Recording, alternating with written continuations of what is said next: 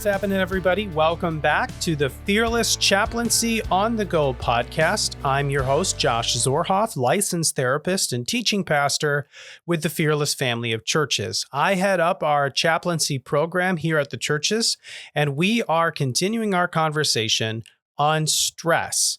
Now, we've talked in episode 1 and in episode 2 about good stress and bad stress. And if you're just joining us for this conversation on toxic stress or trauma, I'm going to suggest that you push pause and you take a moment to listen to our first episode on good stress, our second episode on bad stress, and then tune in for our now conversation on toxic stress, because there are different types of stress, and it's important for us to recognize which ones are good, which ones are bad, and what we can do about it, and how that bad stress can turn into toxic stress.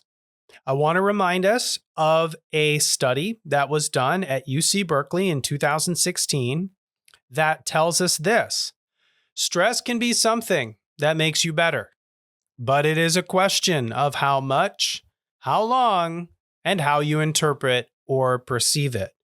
Depending on how much stress you have or how long it goes on, it can move from good to bad and finally to toxic. And as we enter into this conversation, I have a few really important caveats to work through. First of all, we're going to say some words in this podcast that may trigger you if you've been through a painful or hard experience in your life. And for that, I want to apologize. If I trigger you, or if the words that I say bring back a painful memory, I don't mean to do that in any way that would cause you harm, only to help our listeners and those listening in get a better understanding of toxic stress or trauma. Also, if you are listening to this podcast in your car and you have some younger children, I'm going to recommend that you wait to finish it until those little years are not around, because we are going to talk about some circumstances that may not be appropriate for them developmentally. And with that, I'm going to enter in now to our conversation on toxic stress and trauma. When bad turns to toxic, we need to pay attention. If you remember from our last conversation, bad stress can flood our bodies with adrenaline and cortisol, which in small amounts are really helpful, but in large amounts can be really damaging and toxic to our bodies and our brains and our spirits and ultimately our souls. And so here's where we define that toxic stress, also known as trauma. It is a type of stress that comes from experiences that leave us in a state of hurt, horror, hopelessness, and powerlessness. Whenever we go through a situation that leaves us feeling hurt or horrified or hopeless in some way, or we feel powerless, that can turn into toxic stress. Toxic stress can actually change the patterns and the structures of our brain. When we experience toxic stress, the brain responds by flooding the body with stress-related chemicals and hormones. Again, adrenaline and cortisol. It floods our body as a protective measure and as a response to say something happened that was not okay. Something is going on that is not making me feel safe. I need strength. I need power. I need protection right now. And so the brain responds by flooding the body with those chemicals to help us survive, to help us get through, to help us power through. But if that goes on for too long, or it is too intense for us, those chemicals can do a lot of damage, and they can actually change the way our brains respond. Now, if you go into this space in an environment that is very stressful and you feel hurt or horrified or hopeless or powerless, that can put you into this category of fight, flight, freeze, fawn. That's one that we don't talk about very often, but that's fight. We know that's where we power up. Flight, that's where we run away. Freeze, that's kind of where we panic and we stall out. Fawn is where we actually overcompensate and we try to please other people in a place of stress for us. There's another one called flop, and that's where sometimes you see kids like they just fall into kind of a puddle and they are not responsive. That's actually a stress response. If you get into that situation and in the level of hurt or horror or powerlessness or hopelessness that you feel puts you in that place, there is a buildup of those chemicals occurring. And so in adulthood, this can be really challenging. But in childhood, it can actually be catastrophic. And it can change the development of a child. My wife works as a teacher in the local Hamilton community school system. And as such, because of my relationship with her and because of my work as a child therapist, we have encountered a lot of children who have gone through really hard circumstances, things that are painful, things that you would never want to see a child go through. Some of it is because of things that were done to them. Some of it is because of things that happened in their lives that they had no control over. And sometimes that happens to adults as well. And as a result, this toxic stress, this trauma becomes a part of their story. And here are some examples of toxic stress. And again, I just want to say, if you are listening in with children right now, I'm going to encourage you to push pause. I'm going to say some words and I'm going to talk about some realities that occur that may not be developmentally appropriate for them. And also, if you've gone through hard experiences, I'll just say it one more time. Some of these words may trigger you or bring up memories that are painful. And I'm sorry if that hurts you. I don't want that to be something for you to feel pain or have to relive a painful experience. But for the audience, for our listeners, and for our learning and for our healing, we want to talk about these. If you've gone through a sudden or tragic loss or an accident, that could be a trauma. Whether it's a car accident or a loved one dies suddenly. My wife and I were just talking about a man that we know who died of an aneurysm. All of a sudden, just gone. That can be a trauma. If you've been physically abused, somebody hurt you a lot, and it wasn't okay, whether that was as a child or as an adult, that can be a trauma. Someone sexually abused you. There was inappropriate sexual conduct for you as a child or even as an adult. That can be a trauma. Someone emotionally abused you, that they weaponized their words or they hurt you emotionally. That can be a trauma. That one is sometimes more difficult to address because emotions are internal. And yet, nevertheless, emotional abuse is real. Spiritual abuse. Maybe growing up. Maybe there was a pastor or a person in the church who spiritually made you feel bad. That's a really tough one to talk about. That happens in churches. And maybe that's something that occurred to you and you haven't been able to step foot inside a church since, or you haven't been able to worship since, or you walked away from a specific faith because of what happened. Let me just take a minute and say, God didn't want that for you. And I'm sorry. I'm sorry that happened. But that can also be a trauma. Emotional neglect, physical neglect. Someone didn't take care of you. Someone's not taking care of you now. And you're hurting. That can be a form of trauma or toxic stress. Exposure or experience to intense mental illness. Do you have a family member or a loved one who struggles with emotional health, mental illness, whether that's depression or anxiety or a mood disorder or bipolar or borderline personality? These are all terms and words that are used in the counseling world. But if you know someone who is struggling emotionally and you have exposure to that, or you yourself are going through that, that can be and turn into what is called trauma or toxic stress. Exposure or experience to divorce.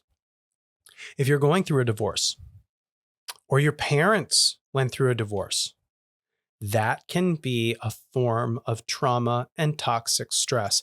Divorce is damaging to us. Even if we're separated to a degree, maybe it's a family member who's going through divorce, it can be toxic to us.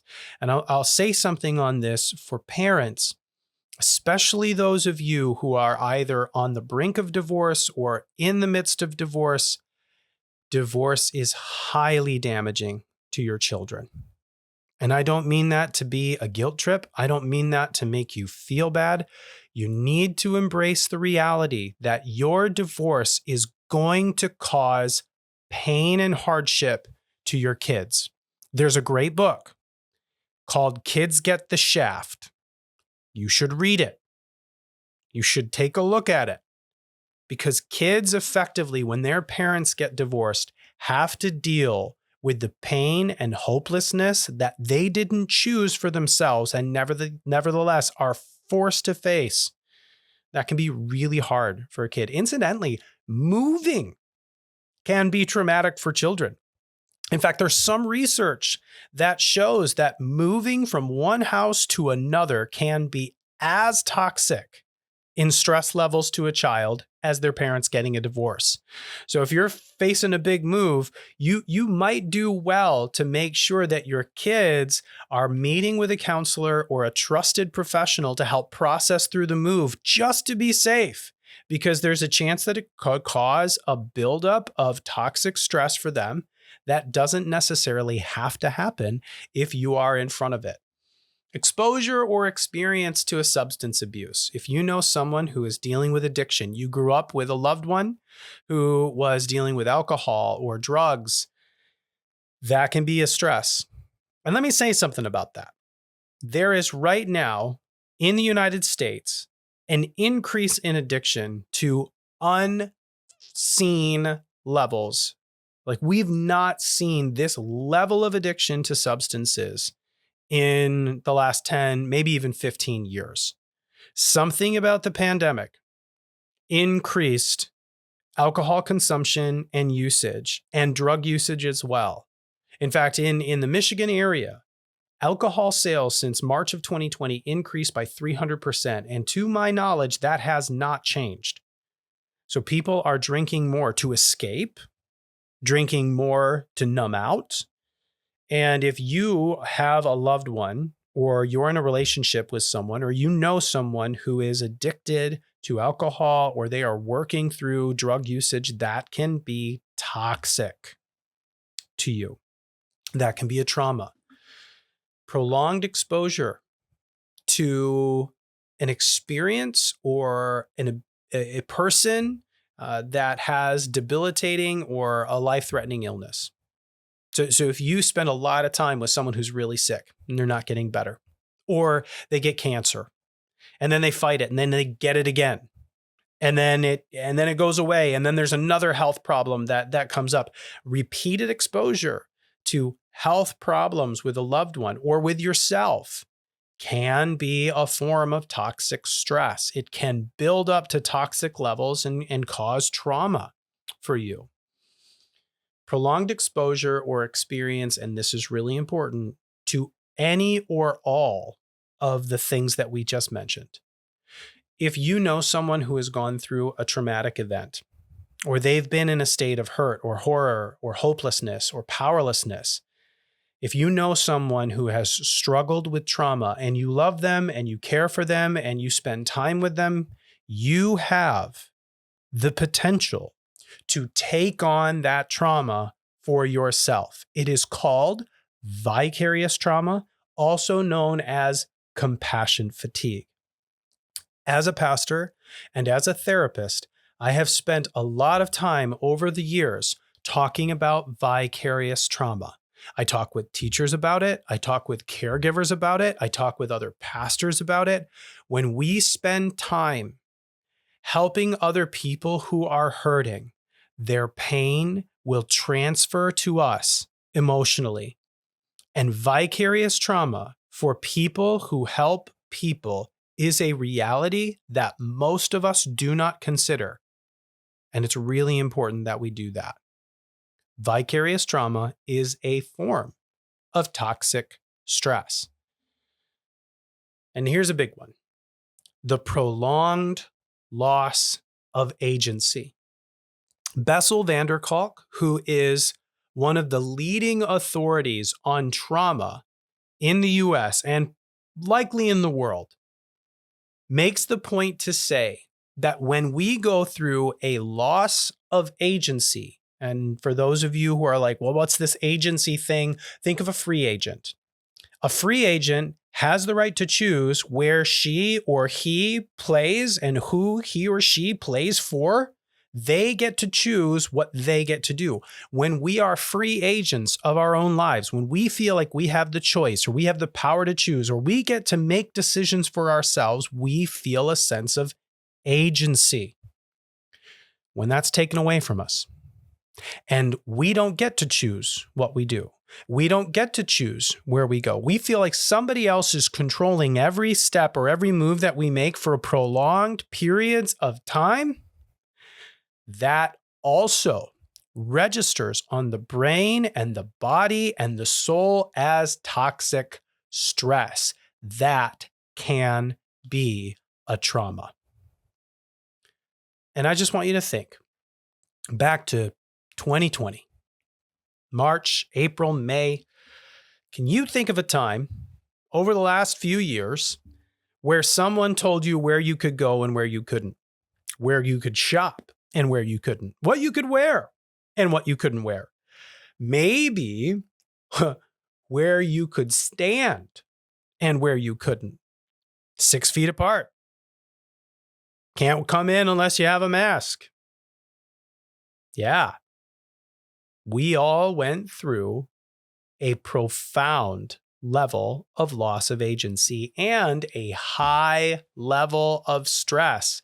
And a lot of us know someone who died. Some people couldn't even go to funerals. They couldn't grieve. I was talking with a friend of mine who's a therapist in the area, and after 2022, once the pandemic started to subside, he was inundated with clients who needed to process through the loss of a loved one at the beginning of the pandemic because they never got to go to the funeral and they didn't get to grieve in the same way. Yes, COVID-19. Whether you believe it was real or not, whether you believe it was made up in a laboratory or made up in the media, the reality of the pandemic itself and what occurred caused toxic stress and a prolonged loss of agency for all of us. And that has an impact on our minds and our bodies and our souls. Over the last few months, as we move into the post-pandemic reality, I have seen an increase in anger. I've seen an increase in behavioral problems in the home and in children and in relationships. Sometimes, man, if you work on the job site and you see people who are normally calm, they just lose their ever-loving minds for no reason, or they're easy to snap, or there's high tension, or you've noticed people are drinking more, or they're just more irritated than normal. There's a reason for that, because everybody's hurting. Even the people who say they're not. In fact, even the people who say they're fine, they're probably not fine. The reality is what we went through in the pandemic and also the amount of stress that it has caused after the fact can be toxic. And everybody feels the effect of that in one way or another. And I want to talk about the reality of trauma, and I want to talk about some things that we can do. First, if you want to heal from an event in your life that caused some toxic stress, and as you're listening to this, you're like, as you went through that list, Josh, there were a couple of them that happened, and I realized that was not good for me. And if you want to get some help from that, or you're feeling the effects of what happened to you, there's a couple of things you can do. The first thing that I want to highlight is that current research has proven that people who are a part of a safe, confessing community find healing from past pain and trauma.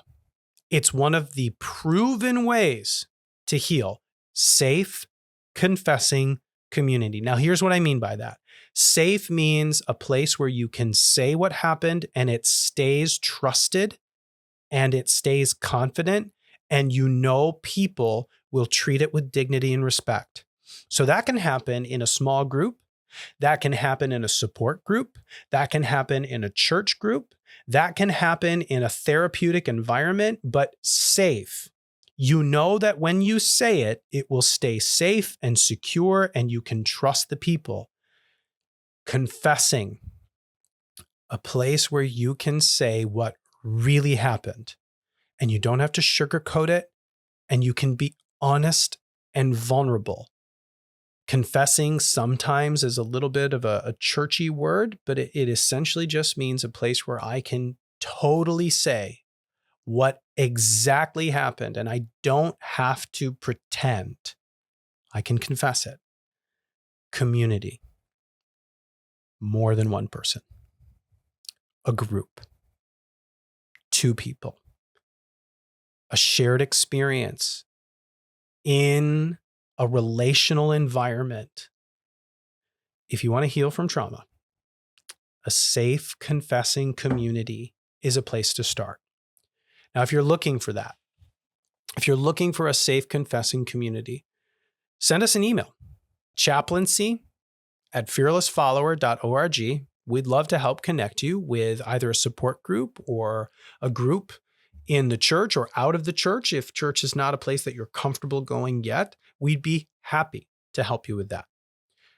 Also, go to a trained professional, whether that is a coach or a counselor or a pastor who understands trauma. And let me just say, I am a pastor. I work with pastors. Pastors can be great people. Not every pastor is equipped to deal with stress and trauma.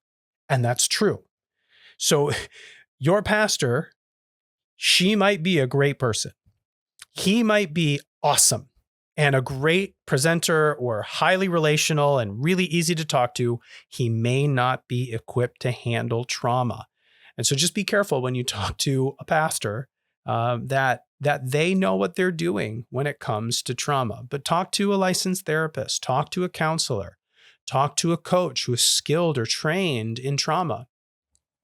Research shows that 3 to 4 sessions with a trained professional can decrease symptoms of stress by 50%.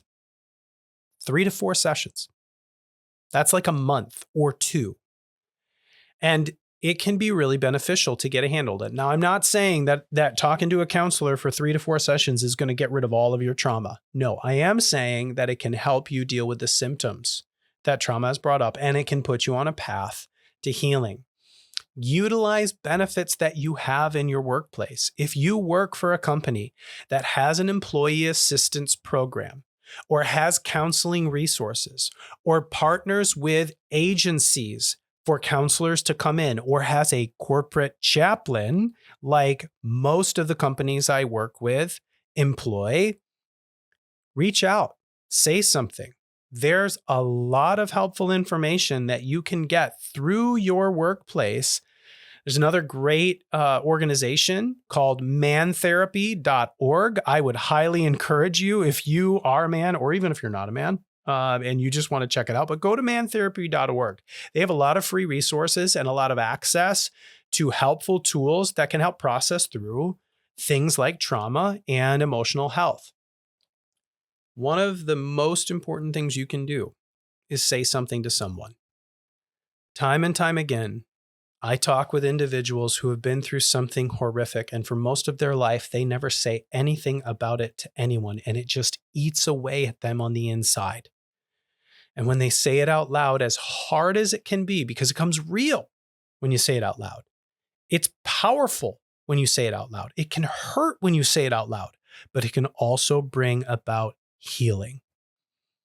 I don't often quote scripture in counseling settings, but I want to share a small piece of scripture with you that comes from the Gospel of John. It talks about a man named Jesus, who was not only a man, but he was also God. He is God and he is man. And John says that when Jesus was born and he came into our world, that in him was life, and that life was the light of all mankind.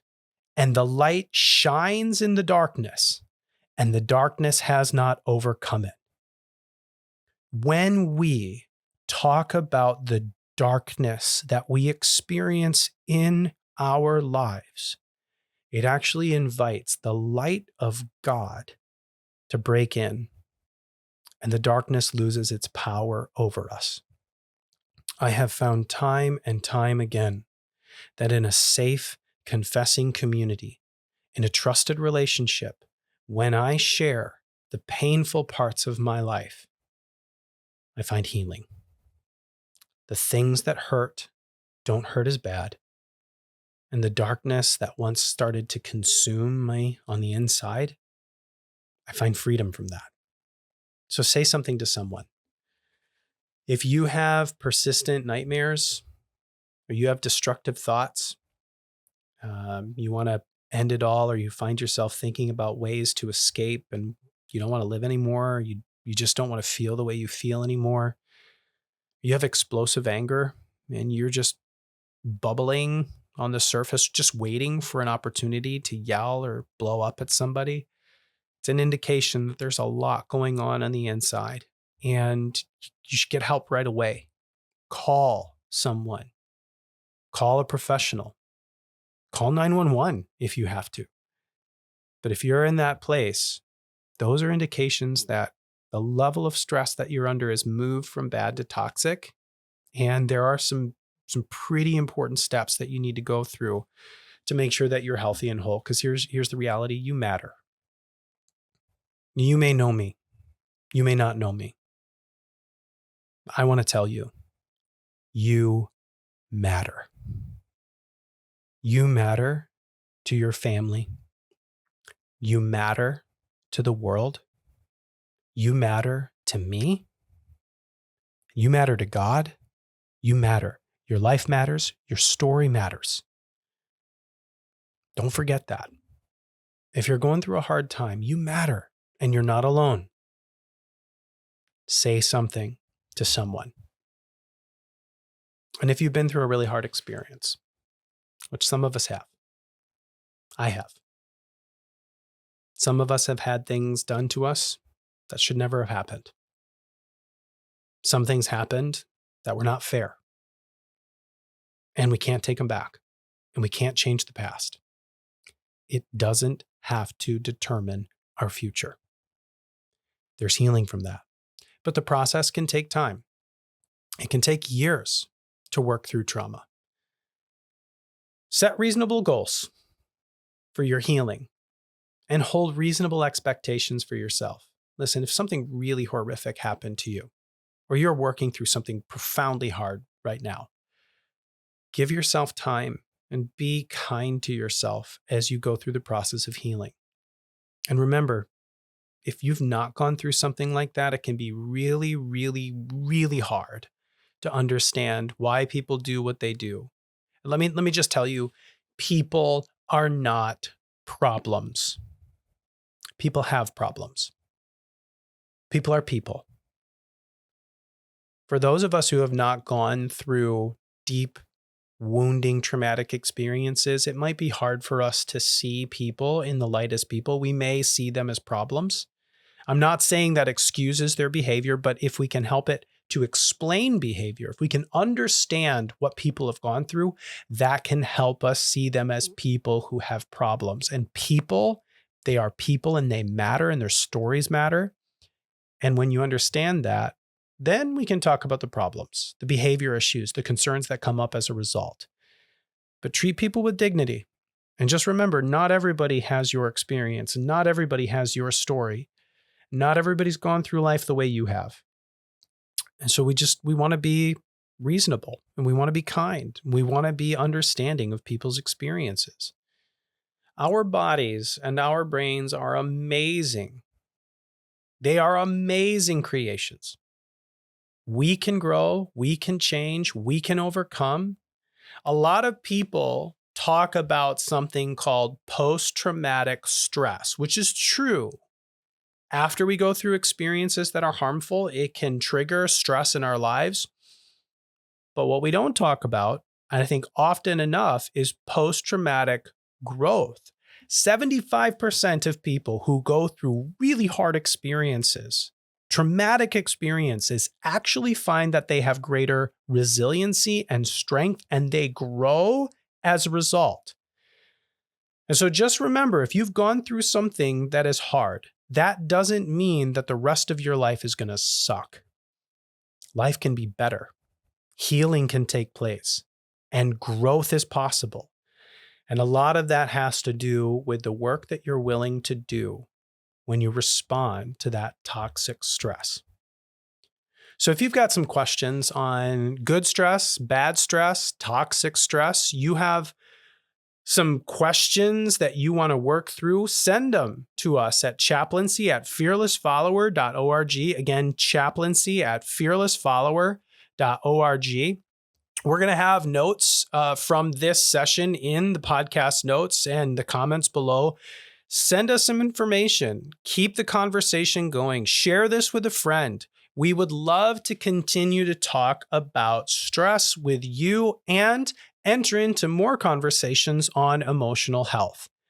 As we continue, our next podcast is going to dive into different emotional health realities, and we can't wait for you to join us as we continue this chaplaincy on the go. Thanks for listening, and we'll talk with you next time.